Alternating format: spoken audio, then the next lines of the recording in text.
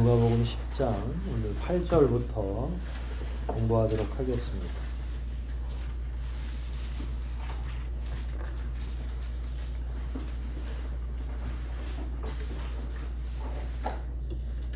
일단 8절부터 16절 말씀까지를 교독하고 공부를 시작하도록 하겠습니다. 16절 말씀은 같이 읽겠습니다. 8절부터 번갈아 가면서 읽겠습니다.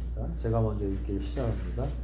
어느 마을에 들어가든지 사람들이 너희를 영접하거든 차려주는 음식을 먹고 그 마을에 있는 자들을 거치고 그들에게 하나님의 나라가 가까웠다. 그러나 그들이 너희를 영접하지 않거든 그 마을 거리로 나와서 이렇게 외쳐라. 우리는 발에 묻은 너희 마을에 언제까지 들어가겠노라. 그러나 하나님의 나라가 가까이 오는 줄 알아. 내가 너희에게 말하지만 심판 날에는 소돔이 그 마을보다 더 견디기 쉬울 것이다. 그러나 베세다야 너희에게 불행이 닥칠 것이다.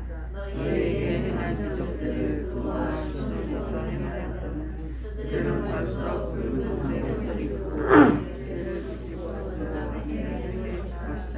심판 날에는 두로와 시돈이 너희보다 더 견디기 쉬울 것이다.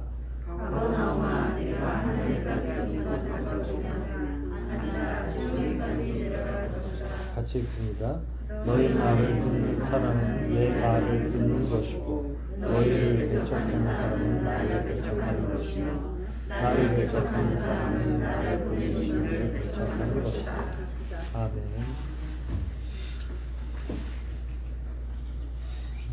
10장 1절 보면 72명의 제자를 혹은 70명의 제자를 파송했죠. 둘씩 35팀 혹은 36팀이 이렇게 팀으로 나뉘어서 예루살렘으로부터 저 멀리 거기 보면 고라신, 벳세다 이렇게 나와 있는데 이런 지역까지 쭉쭉 뻗어서 복음을 증거하도록 주님이 말씀하셨고 지난주에 우리가 살펴본 것처럼 주님의 염려도 있고 제자들을 이렇게 보냈을 때 제자들이 과연 잘 수행할 것인지, 그러니까 임무 수행에 대한 염려라기보단 제자들이 당할 여러 가지 어려움들, 고난들 이런 것 때문에 어린 양을 이리대로 보내는 것처럼 마음이 아프다 이렇게 말씀을 하셨고요.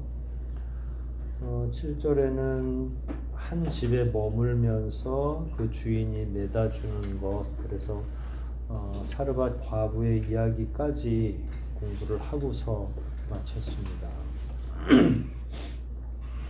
그리고 나서 오늘 8절인데 어느 마을에 들어가든지 사람들이 너희를 영접하거든 차려주는 음식을 먹으라. 지금은 이런 방식의 선교를 못하죠. 근데 더 원형이 살아있는 곳에는 이런 방식의 전도를 합니다. 왜 그러냐면 지금은 우리가 식당도 많고 머물 곳도 명확하게 있죠. 여관에서 머물든 혹은 식당에서 동네 식당에서 밥을 먹든 숙식 자체를 비용을 그렇게 어마어마하게 지불하지 않아도 가능한데 이 당시에는 비용을 지불한다 하더라도 그런 식당이나 또 잠을 자는 곳 자체가 많지가 않았어요. 그러니까 동네마다 지금은 넘치는 게 식당이고 숙박업소잖아요. 지금으로 생각하면 안 되고 예전에는 누군가의 신세를 지지 않으면 그야말로 저 길바닥에서 자야 되는 거죠.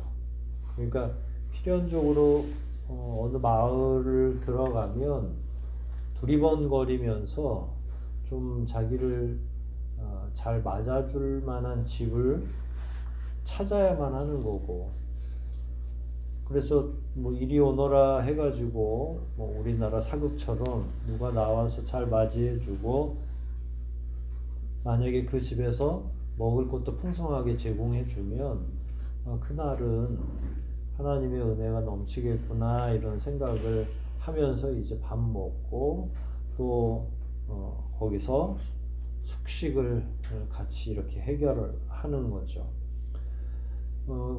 다행인지는 몰라도 이 당시의 문화는 그렇게 환대하는 문화가 자연스러웠어요. 이슬람에도 지금도 여전히 그런 문화가 있어요. 들어오는 손님, 지나가는 손님을 그냥 보내는 거는 주인으로서 엄청나게 일종의 그 뭐라고 그래야 되나요? 불명예스러운 일이다. 내가 지나가는 그 과객들을 그냥 보내는 건 주인으로서 명예롭지 못한 일인 거예요. 유목 문화에서는 특히 더 그렇죠.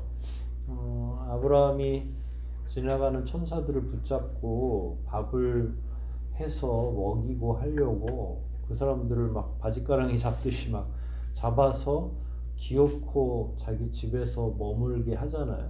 그런 문화가 사실은 유목 문화의 특징 가운데 하나고 한 집 건너 한 집 다음 집까지의 거리가 엄청나게 멀 경우에는 더 그런 거죠. 유목이라고 하는 건 자기네 텐트 치고 사는 거고 풀 다 뜯기면 다른 동네로 그냥 동네라고 있는 게 아니라 그냥 머물면 거기가 동네가 되는 거고 그래서 또 거기에서 양들이 풀 다 뜯으면 또 다른 동네로 가고 그러다 보니까 뭐 한 집과 다른 집 사이에 거리도 있고 날이 저물었는데 만약 그렇게 해서 해결이 안 되면 나쁜 소식이 들리겠죠. 강도를 만나거나 잘못해서 굶어 죽거나 추위에 또 죽거나 이러면 그 사람을 그냥 보낸 그 집 주인, 그 동네에 있었던 주인이 굉장히 불명예스럽고 이거는 있을 수 없는 일이라는 거예요. 신께서도 그게 하나님을 믿든 혹은 뭐 알라를 믿든 신께서도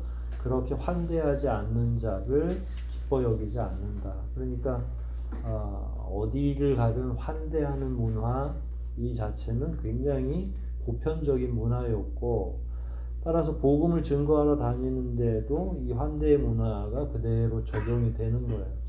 많이 이 시대에 쓰여졌다면 주님이 제자들에게 이렇게 어디에 가서 신세 져야 될 걸 얘기하시진 않았을 것 같아요. 아무리 페이스 미션이라고 해도 믿음 따라서 가는 선교의 현장이라 하더라도 적당한 후원을 미리 받아서 다른 타인에게 신세지지 않는 걸 주님이 아마 우리에게 요청하셨으리라 생각해요. 그 성격을 가장 닮은 게 바울 같은 경우라고 말씀드렸죠. 자기가 직접 돈 벌어서 누구에게도 신세지고 싶지 않고 심지어 헌금도 거두려고 하지 않고 또 그럼에도 불구하고 필요하면 또 헌금 요청하기도 하고 했습니다. 굉장히 그 면에서는 자유로운 사람이었는데 아마 주님이 이 시대에는 이렇게 요청하지는 않으실 거고요. 다만 이 시대에 만약에 우리가 누군가를 파송한다면 아무 걱정 없이 복음 사역할 수 있도록 교회에서는 최선을 다해서 후원하는 게 마땅하죠. 기도해드리고 물질로 후원해드리고 그러면 굳이 막 이래도 안 되는데 이 과정에는 장점도 있어요. 이렇게 밥을 얻어먹고 잠자리를 제공받고 하는 사이에 우리가 무슨 로봇가 아니잖아요. 그러면 들어가서 대화도 하고 이런저런 이야기들을 쭉 하다가 복음의 접점을 찾는 거죠. 대화하지 않고 어떻게 복음의 접점을 찾겠어요. 그런 다음에 또 어떻게 하라고 그랬어요. 9절에 보면 하나님 나라가 가까웠다. 이게 복음이잖아요. 복된 소식이잖아요. 복된 소식을 전해주고 그 다음에 그 상대편이 기꺼운 마음으로 받아들이면 이제 축복 기도도 할 수 있는 거고. 그래서 남의 집에 가서 밥을 얻어먹고 하는 건 일종의 필요 불가결한 일 가운데 하나였던 거죠. 전도 사역에 있어서 매우 필요한 일인 거고 접점을 찾기 어려울 때 이게 접점의 역할을 하는 거죠.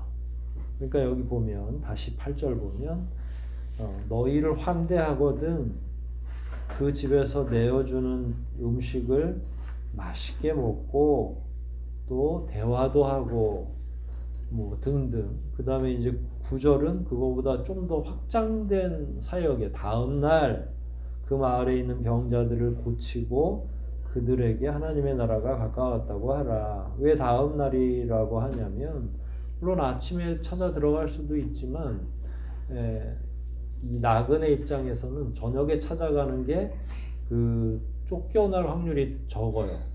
그러니까 벌건 대낮에 가면 아직도 여기저기 기웃거릴 수 있는 기회가 있고 집주인 입장에서도 내가 이 사람을 꼭 대접하지 않아도 다른 사람이 대접할 수 있다고 여기거든요. 그러니까 저녁에 주로 낮에는 여기저기 다니면서 활동을 하고 저녁에 가야 되고 하루 정도 있다가 다음 날이 되면 그 마을에 있는 사람들에게 이제 복음을 증거하는데 9절 보면 병자들을 고친다. 그러니까 치유 사역을 하는 거죠. 이게 이제 사실은 보이지 않는 또 다른 하나님의 말씀 사역인 거예요. 사실은 이게 설교라는 건 기본적으로 말을 통해서 하는 행위처럼만 이해되지만 가르치는 거 이게 보통 티칭, 그 다음에 설교하는 걸 프리칭이라고 하고 그 다음에 치유하는 거 힐링이라고 이야기하는데 이걸 다르게 이해할 필요가 없어요. 주님의 사역 안에는 그게 거기서 거긴 거죠. 다 설교고 다 교훈이 되는 거고 다 치유하는 거고. 그래서 따로따로 구분해서 하는 건 현대 신학 안에서 그러는 거고 제자들은 그냥 가르치는 것도 혹은 병을 고쳐주는 것도 일종의 사람들을 교화시키고 복음을 증거하는 수단에 불과한 거죠. 병자들을 왜 제자들이 고쳐줬어야 될까요? 이 당시에는 의사가 있어도 전문 의학 지식이 있거나 또 외과적 수술은 거의 없었죠. 불가능한 상태였고 그러면 나면서부터 선천적으로 질환을 가지고 있는 사람들 예수님이 사실은 그걸 못 보시는 분이에요. 너무 애처롭고 안쓰러우니까 어떻게 해서든지 그런 환자들, 환우들을 고쳐주는 게 예수님의 성정에 맞는 거고요. 제자들은 반드시 누구를 따르도록 되어 있어요? 자기 스승을. 예수님의 제자들은 또 예수님을 따르도록 되어 있고 그래서 사역의 형태도 굉장히 유사하죠. 그런데 말씀드린 것처럼 이 시대에는 병자를 고치는 사역이 보편적 사역입니까? 아닙니까? 아니죠. 왜 아니냐면 가능은 합니다. 기적이 일어나고 여전히 가능은 한데 그걸 부정하는 게 아니라 보편적 사역이 아니라고 말씀을 드렸어요. 왜냐하면 병자를 고치는 거나 가르치는 거나 설교하는 거나 내나 똑같다고 그랬잖아요. 그게 복음을 증거하는 하나의 수단인 거죠. 근데 오늘날에는 복음을 증거하는 수단 가운데 가장 핵심적인 수단으로 설교하고 가르침이 있는 거예요. 그러면 여러분들이 어디 남의 집에 가서 전도를 해도 그게 목회자만 설교한다고 자꾸 착각을 하는데 복음을 전하는 것 그 자체가 설교에 포함되는 거니까 넓게 보면 복음을 증거하는 것이 다 설교잖아요. 다 가르침이고 교훈이고. 그러면 여러분들이 어디 가셨을 때 예를 들어서 뭐 은연중에 신방을 하신다든지 하면 거기서 그 하는 행위가 곧 복음을 증거하는 거고 그게 목회자일 땐 설교라고 얘기하기가 쉬운 거니까. 그러나 이제 평신도들은 그런 용어를 쓰는 게 되게 부담스럽고 또 때로는 교회에서도 평신도들은 설교하지 마라. 왜냐하면 이제 그걸 설교로 인정하면 일종의 신방을 받는 분들 입장에서는 그걸 너무 높이 평가하거나 평신도 지도자들이 잘못 얘기할 경우에 이제 수습하기가 조금 어렵잖아요. 한번 선포하고 나면 그게 마치 진리인 것처럼 이 강단에서 선포되는 설교의 말씀은 굉장히 가치가 있는 것처럼 이렇게 오해가 되다 보니까 설교라는 말을 잘 사용하지 못하도록 의도를 가지고 있는 게 분명하죠. 그러나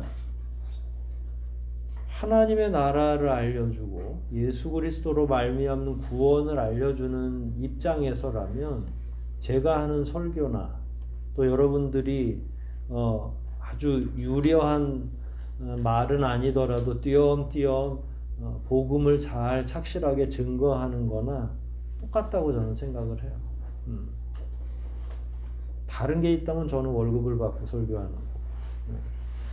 그런 면에서는 저는 완전하게 동일하다. 특히 복음을 증거하는 일에서는 동일하지 않으면 어떤 문제가 발생해요? 더 많은 문제가 발생해요, 사실은. 그러면 이 자리에서만 예수를 믿는 역사가 일어나는 거죠. 제가 하는 설교만 진짜 설교만. 그러면 여러분들은 나가서 복음 증거할 때 기도하지 않죠. 왜냐하면 아무 변화도 안 일어날 거니까. 능력은 목사님만 가지고 있으니까. 무슨 말인지 아시겠죠? 그런 의미에서 성령께 구하는 거죠. 저도 설교 시간에 성령이 더 강력히 역사하시기를. 그래서 여러분들이 삶의 현장으로 파송되어서 그곳에서 복음을 증거할 때 거기서 역사가 일어나는 거예요. 이 자리에 초신자가 나와서 뭐 뒤집어지고 삶이 새로워지고 하는 것보다는 여러분들이 현장에 가서 사람들을 만나고 복음 증거하는 게 훨씬 더 많고 수치적으로도 더 많은 분들을 만나는데 만약에 가치가 다르다면 그건 온당하지 않다. 다시 구절로 돌아오면 그럼 예수님만 고쳐줘야지 왜 제자들도 고칠 수 있는 능력을 주셨겠어요? 똑같은 이치잖아요. 그러니까 복음 사역을 하는 건 그게 오늘날의 목사든지 혹은 평신도든지 문제 삼을 필요가 없다. 다만 그 교회의 성도들은 자기 담임 목사를 닮게 돼 있어요. 제가 언제 치유 사역하는 거 봤어요? 제가 막 공식적인 자리에서 방언으로 기도합니까? 그렇지 않죠. 그러면 여러분들은 나가서 어떻게 하시면 돼요? 그냥 저처럼 말씀을 차분하게 잘 설명하는 거고 그 정도면 충분한 거죠. 근데 만약에 우리 교회의 지표가 막 치유도 하고 방언도 하고 은사 중심으로 간다 그러면 아마 그런 교회는 또 집사님, 권사님들이 방언도 하고 은사도 막 베풀고 그래요.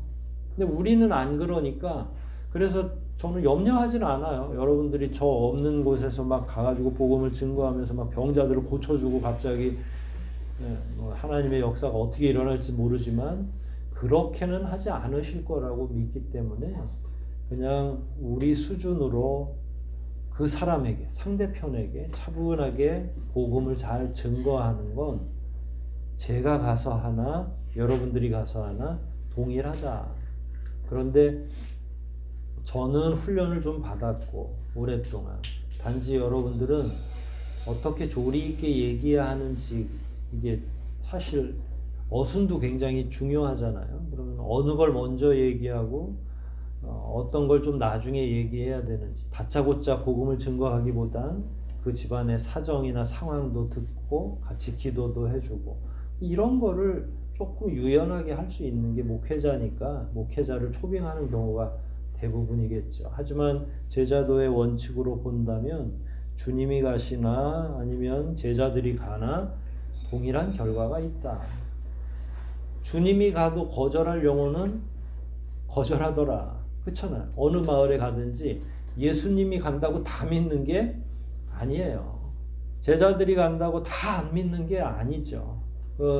하나님이 그 상황에 따라서 믿게 하시거나 혹은 버려진 영혼들이 있는 거는 우리의 능력과는 전혀 상관이 없으니까 낙심하거나 포기하거나 낭망할 필요가 전혀 없고 하나님이 구하실 영혼을 구원하시옵소서 이런 마음으로 이제 복음을 증거하는 거죠. 그래서 예전과 지금을 조금 비교해서 말씀을 드렸고요.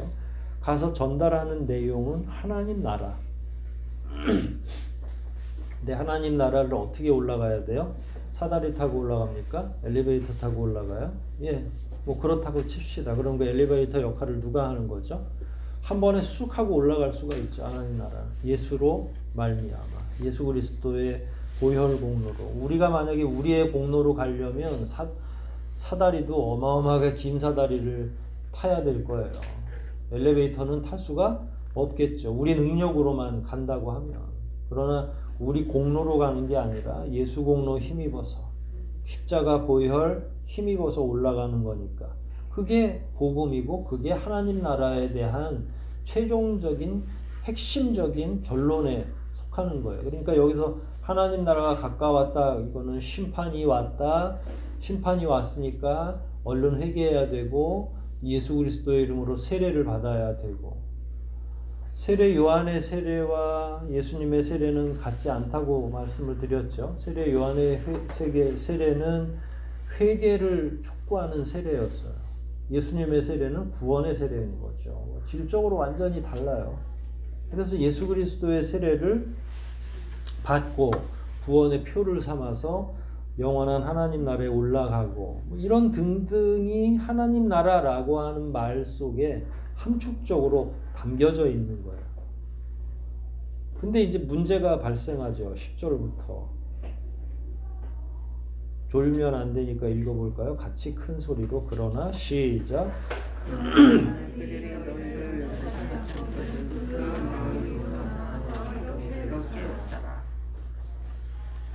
이게 참 희한한 게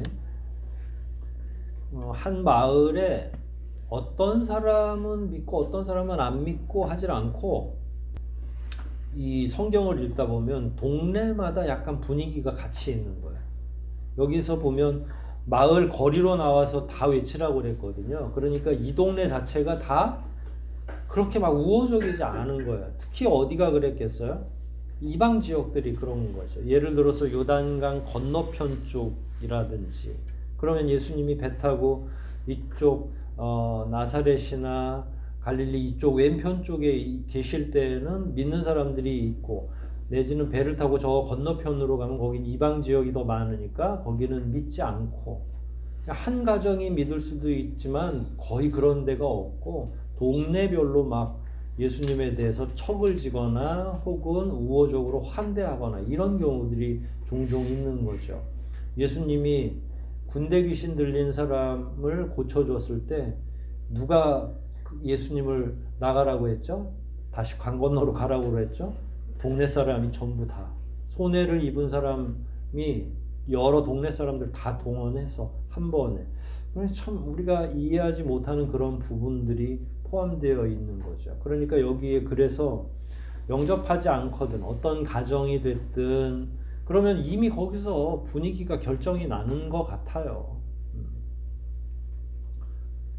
우리도 어딘가 그 복음을 증거하기 위해서 신방을 가거나 뭐 방문을 하면 이런 느낌이 딱 전해지죠. 그러면 아 이분이 냉담하구나, 이분이 냉담하지 않구나, 우호적이구나. 또 심지어는 우호적이긴 한데 사람에 대한 건 우호적이긴 한데 복음은 아주 필사적으로 거절하고 있구나. 아유 예 감사합니다. 근데 저는 교회는 별로예요. 뭐 이렇게 웃으면서 거절하기도 하고 이제 그럼에도 불구하고 우리는 또 복음을 증거해야 되고 그 복음이 가로막히면 이렇게 외치라고 했어요. 11절에 우리는 발에 묻은 너희 마을의 먼지까지 떨어버리고 간다. 하나도 가져가지 않겠다. 여기 거는 여기 그대로. 왜냐하면 이건 심판 때에 거기에 갔었다는 것조차도 일종의 수치스럽게 여긴다는 그런 의미이고 이 먼지를 턴다는 건 나는 너희와 아무 상관이 없다라고 하는 하나의 상징적인 표현이거든요. 그러니까 그렇게 해서 정리를 하는 거예요. 정리를 하고 나면 끝나는데 그럼에도 불구하고 참새는 죽으면서도 짹하고 죽는다고 그러잖아요. 우리는 그러면은 거기까지 너희 마을의 먼지까지 떨어버리고 한다. 그렇게 하고 끝나는 게 아니라 하지만 거기 뒤에 나오는 말이 더 중요한 거죠. 하나님의 나라가 가까이 온 줄은 너네가 알아야 된다라는 거예요. 그러니까 자나깨나 뭘 얘기해야 돼요? 계속 복음을 증거하는 거. 하나님의 나라만큼은 얘기하고서 나와야 되는 거예요. 그러니까 치사하고 안이 꼽고 또 우리를 거절하고 복음을 받아들이려고 하지 않고 그래서 마음에 화도 나고 혹은 예수님이 가르쳐준 대로 먼지까지 다 떨어내지만 그럼에도 불구하고 또 마지막으로 그래 내 마지막으로 한마디 하겠는데 그래도 하나님의 나라는 오고 있어 라고 얘기하는 거죠. 이거 굉장히 엄중한 말인 거예요. 그러니까 심판의 때가 다가왔다고 얘기하는 거니까 이게 얼마나 그 상대편들이 들으면 되게 두려운 말인데 대부분 먼지까지 떨어뜨리고 가는데 뭐 두려워하겠습니까? 안 두려워하죠. 그리고 나서 예수님이 이렇게 너희들을 배척하면 나중에 심판 날이 올 건데 그날 일종의 심판의 날에는 소돔이 그 마을보다 견디기 더 쉬울 것이다. 자, 왜 그럴까요? 이게 이제 소돔과 고모라 아시죠?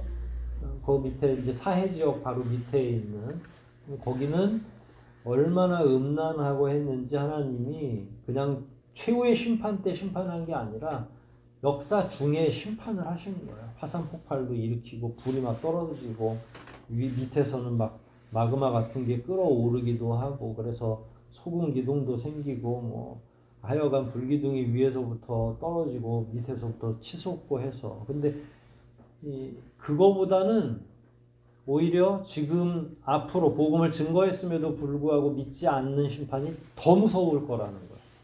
예전에 소돔과 고모라 역사에 나왔던 그거 너네 제일 무섭다고 생각했지.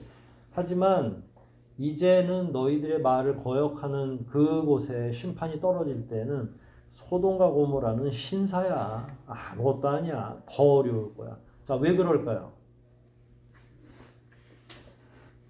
합리적으로 잘 생각하면 답은 굉장히 쉬워요. 왜 그럴까요? 소돔과 고모라는 복음을 전했어요? 안 전했어요? 복음을 전할 겨를이 없이 그 롯의 가족 외에는 나올 수가 없잖아요. 복음 전하지 않고서 심판이 내린 거예요. 그러면은 그게 이제 1번의 예라고 하면 2번 예수님의 당시의 예는 복음을 증거했어요. 그래서 충분히 되돌아올 시간도 있고 하잖아요. 근데 되돌이키지 않았어. 그러면 아무것도 못 들은 채 자다가 당하는 것과 다 듣고 도망가라고 했는데도 안 도망가고 당하는 것은 어디가 더 하나님 입장에서는 괘씸하겠어요? 후자죠. 그래서 소돔과 고모라가 훨씬 쉽다는 거예요. 견디기가. 산술적으로 보면. 그런데 여기서 더 놀라운 말씀을 하세요. 고라신, 벳세다 이렇게 두 지역을 예수님께서 직접 거론을 하시죠. 너희에게 불행이 닥칠 것이다. 이거 지금 예수님 경험치에서 나온 말씀이에요. 제자들한테는 말하면서도 이미 예수님이 어디를 다니신 거예요? 고라신하고 벳세다를 갔더니 어땠던 거예요? 얼마나 냉랭하고 예수님을 거절하던지. 그래서 너희에게 불행이 닥칠 것이다. 너희에게 행한 기적. 거기 가서도 예수님은 가르치시고 기적을 행했어요. 그랬더니 사람들이 그럼에도 불구하고 고친 사람 한둘 빼놓고는 전혀 마음이 동요가 없는 거죠. 그래서 차라리 너희한테 행했던 기적을 두로와 시돈, 이방 나라에 있는 그런 지역에서 행했다면 그들은 벌써 회개했을 거야. 근데 너네들은 도대체 마음이 변하지 않고 있구나. 그러니까 예수님이 톡톡히 이 마을에서 환대를 받으신 게 아니라 이게 이제 주님을 나가라고 하는 거죠. 일종의 필요 없다. 배척하는 거죠. 배척하는 이유가 뭘까요? 그냥 합리적으로 생각해 보면 다양한 이유가 있겠죠. 하지만 가장 중요한 건 유대주의자들 때문에 그런 거예요. 회당이나 이런 데에서 바리새인 서기관들이 예수님에 대해서 배척하는 거죠. 왜냐하면 일반 백성들은 이런 걸 잘 몰라요. 그렇게 되면 이제 아예 조직적으로 예수님을 멀리 하려고 하는 거죠. 그래서 심판날에는 14절에 두로와 시돈이 너희보다 더 견디기 쉬울 것이다. 이렇게 이야기하셨어요. 심판이 아직 오지는 않았죠.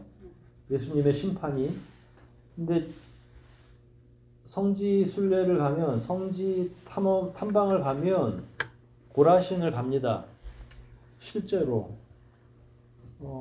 아무도 살지 않아요. 이미.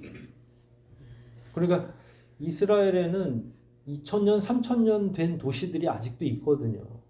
사람들 잘 살아요.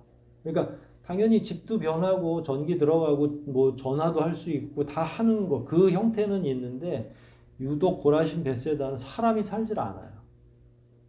그러니까 참 두렵죠. 그리고 온통 화강암으로 돼 있어서 시커먼 돌들로 그 집터만 있지 실제로 사람이 거주하지 못하는 지역이 돼버렸는데 이유는 모르겠어요.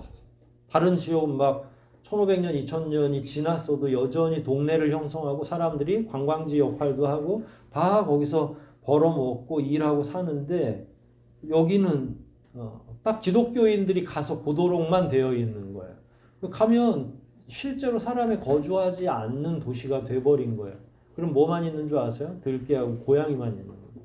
들짐승들만 거기 어슬렁어슬렁 거려요. 그래서 참 이게 주님의 말씀 한마디는 우리가 상상을 초월하는 거죠. 심판 때까지 뭐 기다릴 것도 없이 이미 이 정도라면 뭐 어떻겠어요. 이거는 굉장히 상징적인 언어거든요. 꼭 고라신 벳세다만 그러겠어요? 전농동은 어떨 것 같아요?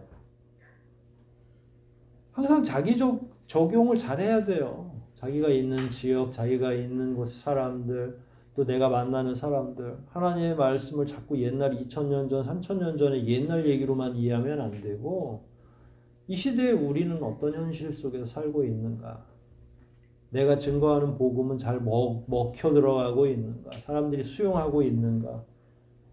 그러면 이런 생각들이 이 안에 오늘 본문 안에서 배운 내용들이 우리 머릿속에 스며드는 거죠. 아이고, 이 사람들이 나중에 이 심판을 어떻게 견디려고 이러는가. 그럼 그렇게 얘기해야죠. 나를 배척하는 건 괜찮지만 주님의 복음을 배척하는 건 옳지 않다. 내가 오늘 여러분들의 집에서 쫓겨나지만 그럼에도 불구하고 누구의 나라는 다가오고 있어요? 하나님의 나라는 다가오고 있다. 근데 또 거기다 너무 또 강하게 얘기하시면 안 돼요. 이 집은 나중에 소돔과 고모라보다 더 힘들 거야. 이렇게 하시면 안 되고요. 또 화난다고 막 저주를 퍼붓는 것처럼 얘기할 필요 없이 안타까운 마음으로 아이고 우리 속으로 얘기해야지 뭐. 겉으로는 얘기 못하니까. 하나님의 은혜가 있어야 될 텐데. 저는 그게 옛날에 저 스님들이 그 안타까운 집 지나가다가 꼭 한마디씩 해가지고 피할 길을 전해주곤 했죠. 사극을 보면. 우리도 비슷하죠. 우리 마음속으로 이렇게 생각하다 보면 언젠가 그 상대편이 우리에게 진짜 복음을 요청할 때가 있죠. 내가 너무 불안하고 부담스럽고 살아가는 게 너무 힘들고 뭘 좋은 방법, 당신은 근데 언제나 이렇게 행복한 표정입니까? 뭐 비결이라도 있습니까? 이게 그런 예하고 똑같은 거예요. 저 스님들이 뭘 전해주는 거하고 똑같은 거죠. 근데 우리가 찌들어 있고 우리가 막 견디기 힘든 표정으로 살아가면 누가 우리에게 물어보겠어요? 삶의 비결을. 저하고 여러분이 행복해야 어떻게 그렇게 늘 웃으세요? 이렇게 물어볼 거잖아요. 거기에서 대화할 수 있는 매개와 연계가 가능한 거잖아요. 그런 면에서 이 시대에도 여전히 심판날에 견디기 어려운 지역들이 분명히 있을 것이고 사람들은 뭐 두말할 것도 없고 그럴 때 우리는 어떤 마음으로 우리 오전 설교와도 일맥상통하는 면이 있는 거죠. 사람들을 널리 사랑하고 그들을 마음에 품고 끝까지 기도하려고 할 때 한 영혼이라도 아까 소돔 예가 나왔지만 그래도 롯은 그 자녀들과 함께 구원을 얻었잖아요. 아내는 못 구원했지만 그럼 얼마나 다행이에요. 한 영혼이라도 만일 구원할 수 있다면 우리의 사명은 충분히 감당하게 되는 거죠. 여러분의 삶의 현장에서도 여러분들이 그런 역할 하시면서 오늘날의 그리스도의 제자로서 충실하게 살아가시기를 주의 이름으로 축복합니다. 오늘 여기까지만 공부할게요. 기도합시다. 때를 얻든지 얻지 못하든지 복음을 증거하라고 하셨고, 증거하라고 하셨다면 분명히 능력도 주시고 변화되는 마음도 주실 것이라고 확신합니다. 예수님이 우리에게 말씀하신 것처럼 우리가 그 말씀 따를 때에 분명히 우리 입술을 통해서, 어눌한 우리의 입술을 통해서 한 영혼이라도 구원하실 것을 믿습니다. 이 시간 그와 같은 역사가 우리 삶의 현장에서 일어나게 해달라고, 누군가의 영혼을 구하고 그를 성장시킬 수 있도록 촉진해 달라고 통성으로 우리 하나님께 기도 올리시겠습니다.